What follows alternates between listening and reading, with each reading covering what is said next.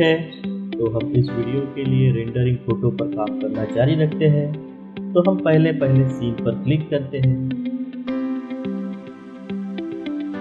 और फिर सूर्य की तलाश में जाए और सूर्य के हेडिंग को एडजस्ट करें।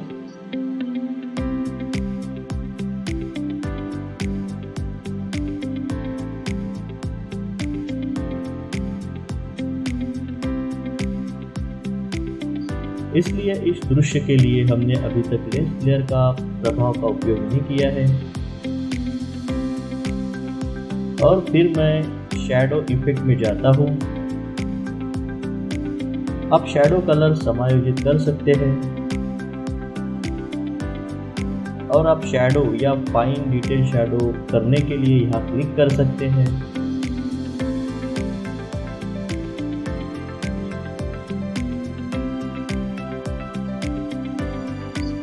तो जब आप सॉफ्ट शैडो के लिए जाते हैं तो यह आपके पर्सपेक्टिव को बना देगा, आपकी तस्वीर को और अधिक रियलिस्टिक बना देगा। अन्य संस्करण या पिछले संस्करण के लिए उनके पास केवल एक अति तेज छाया की तरह होगा। ठीक है, तो जब आप अल्ट्रा शार्प पर क्लिक करोगे तो आप सॉफ्ट शैडो पर क्लिक नहीं कर पाएंगे। तो आपको केवल सामान्य होने के लिए छाया प्रकार सेट करना होगा।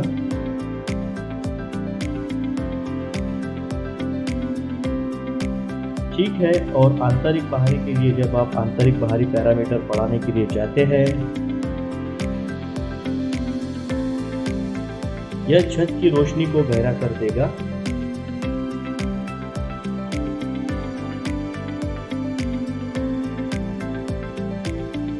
इसलिए जब मैं इस पैरामीटर पर एडजस्ट करने का प्रयास करता हूँ तो आपको अलग देखेंगे। ठीक है, फिर हम वापस जाते हैं और प्रतिबिंब प्रभाव के लिए जाते हैं।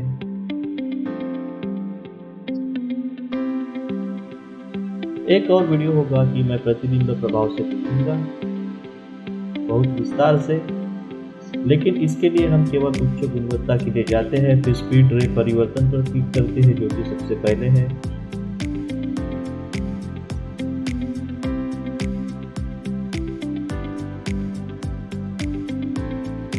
और फिर आप दो बिंदुओं के पर्सपेक्टिव में प्रयास करें। अभी आप देखेंगे कि इमारत फ्रेम के समांतर नहीं है। जब आप इस पर क्लिक करेंगे यह फ्रेम के समांतर होगा, तो यह 2 अंक का पर्सपेक्टिव होगा। और आप केवल पर्सपेक्टिव की मात्रा को भी एडजस्ट कर सकते हैं। और फिर ग्लोबल इल्यूमिनेशन के लिए जाए।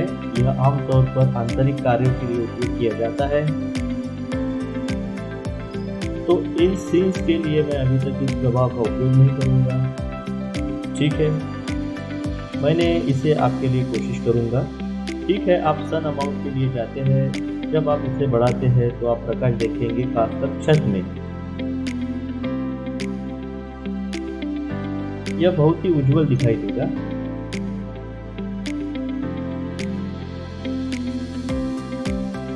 और आप फॉलो गति के साथ खेल सकते हैं। कुछ पैरामीटर प्रभाव जब आप इसे समायोजित करते हैं इफेक्ट्स, लेकिन कभी कभी आपको अंतर दिखाई नहीं देता क्योंकि आपको पहले रेंडर पर क्लिक करना होता है, फिर आपको इसको आजमाना पड़ता है। कुछ रोशनी पर क्लिक करें और स्पॉटलाइट GI अमाउंट में होगी, जैसे भी आपको बाद में इस इफेक्ट के बारे में विस्तार से बताऊंगा। क्योंकि इसे एडजस्टमेंट में कई विवरण मिले हैं। ठीक है, हम रोशनदान के लिए जाते हैं। आमतौर पर हम केवल प्लानर रिफ्लेक्शन में कई लाइट और प्रोजेक्ट रिफाइन मिक्स में कई लाइट पर क्लिक करेंगे। जब आप रेंडर पर क्लिक नहीं करेंगे तब आप अलग अलग नहीं देखेंगे। यह इमारत में प्राकृतिक प्रकाश की भरपाई करना पसंद करेगा। और जब आप इसकी मात्रा बढ़ाते हैं तो यह आमतौर पर आंतरिक और हाइपर लाइट के लिए उपयोग होता है। यह सामग्री की बनावट दिखाएगा, लेकिन आप इसे अभी तक नहीं देख पाएंगे जब तक आप रेंडर पर क्लिक नहीं करते। और आमतौर पर इसे लगभग आधा एडजस्ट कर देगा। फिर हम हॉरिजॉन क्लाउड के लिए जाते हैं।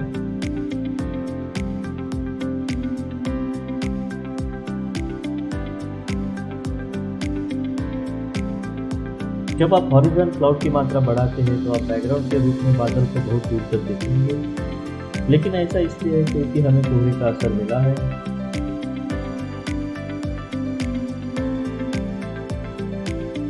इसलिए स्पष्ट रूप से नहीं देख पाएंगे। हम इसे पहले हटाते, इसलिए हम निकट क्लिप प्लेन के लिए जाते हैं, जिसे हम आमतौर पर इंटीरियर के लिए उपयोग करते हैं। तो मैं आपको बाद में अन्य सीन्स में बताऊंगा। फिर हम दूसरे पर जाते हैं।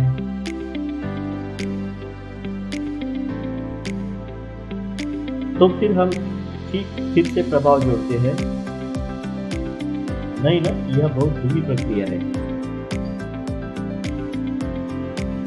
तो हम आमतौर पर पहले प्रभाव पर जाएंगे, मेनू पर क्लिक करेंगे और प्रभाव कॉपी करेंगे और फिर दूसरे व्यू पोर्ट पर आए, फिर मेन्यू एडिट और पेस्ट इफेक्ट और सभी इफेक्ट को जो हम पहले से ही फोटो से सेटिंग खत्म कर चुके हैं, दूसरी फोटो पर जाएंगे, ओके, और फिर हम तीसरी तस्वीर के लिए जाते हैं। शायद मैं अन्य प्रभाव की कोशिश करूंगा, इसलिए हम रियलिस्टिक के लिए जाते हैं और फिर चौथे के लिए हम बादल हटाएंगे या फिर छाए रहेंगे या और। तो यह एक प्रीसेट स्टाइल की तरह होगा, इसलिए हमें स्वयं इफेक्ट जोड़ने की आवश्यकता नहीं है। तो यह आपको अपना समय बचाने में बहुत मदद करेगा। इसलिए जब हम इफेक्ट पर क्लिक करते हैं तो आप देखेंगे कि वे इसका क्या उपयोग करते हैं। नीचे दाईं ओर एक निशान होगा, तो इससे पता चलता है कि पहले से उपयोग में है और आप अंत में प्रत्येक इफेक्ट में इसे फिर से एडजस्ट कर सकते हैं यदि आप अभी भी परीक्षण से नाखुश हैं तो। उदाहरण के लिए मैं इसे एक और चीज जोड़ना चाहूँगा, वह है 2 अंक का नजरिया। और फिर मुझे लगता है कि तस्वीर मेरे लिए बहुत क्लियर, इसलिए मैं रंग सुधार के लिए जाता हूँ और अधिक प्राकृतिक होने के लिए रंग का तापमान भी बदल सकते हैं कुछ इस तरीके से। फिर मैं रिफ्लेक्शन के लिए जाता हूँ और उच्च प्रीव्यू क्वालिटी पर क्लिक करता हूँ।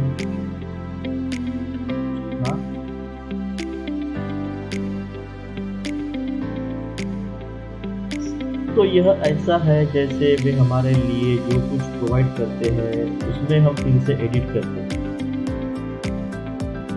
या वे हमारे लिए क्या निर्धारित करते हैं। और फिर जब हम उस पर डबल क्लिक कर सकते हैं तो यह पिछली सेटिंग पर वापस चला जाएगा, लेकिन हम इसे हटा नहीं पाएंगे, ठीक है।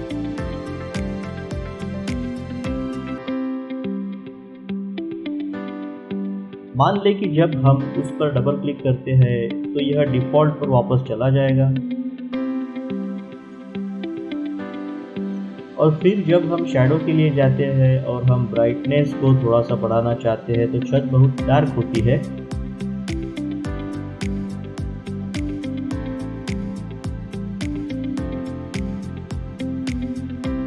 फिर शैडो करेक्शन पैरामीटर बढ़ाए और फील्ड ऑफ डिपार्टमेंट में वापस जाए, मतलब डेप्थ ऑफ फील्ड में।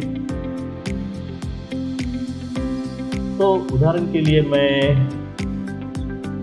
अग्रभूमि को थोड़ा सा धुंधला बनाना चाहता हूँ, मतलब फॉरग्राउंड को, इसलिए मैं फोकस दूरी के लिए जाता हूँ। पहले मुझे सब कुछ धुंधला करने के लिए अमाउंट बढ़ानी होगी और फिर फोकस दूरी पर जाना होगा और इसे एडजस्ट करने का प्रयास करें।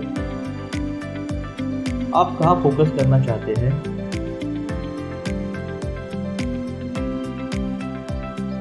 आप यह देखते हैं, अभी इमारत शार्प है लेकिन फोरग्राउंड धुंधली है। और आप शार्प एरिया साइज के लिए भी जा सकते हैं। तो यह एक वास्तव में आपको अपने आप से खेलना होगा, क्योंकि प्रत्येक दृश्यों में आपके फोकस बिंदु की तरह दूरी अलग होगी, तो शार्प एरिया साइज और डिस्टेंस अमाउंट अलग अलग होगा। तो आपको इसे एक एक करके एडजस्ट करना होगा, लेकिन एक वीडियो होगा जो आपको विस्तार से दिखाएगा कि कैसे करना है डेप्थ ऑफ फील्ड को।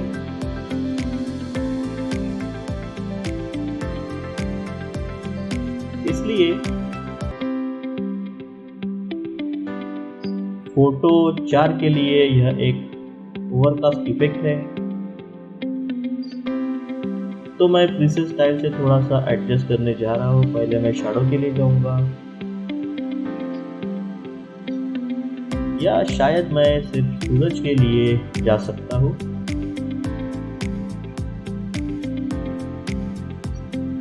देखिए यहाँ पे हम सन को सिलेक्ट करेंगे और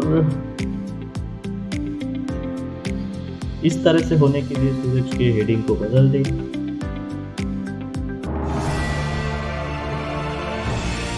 और ठीक है, इस तरीके से समाप्त करें। होप कि ये वीडियो क्लास भी आपको काफ़ी पसंद आई होगी। तो मैं आशा करता हूँ कि आप अगले वीडियो में हमारे साथ बने रहेंगे। तब तक के लिए धन्यवाद।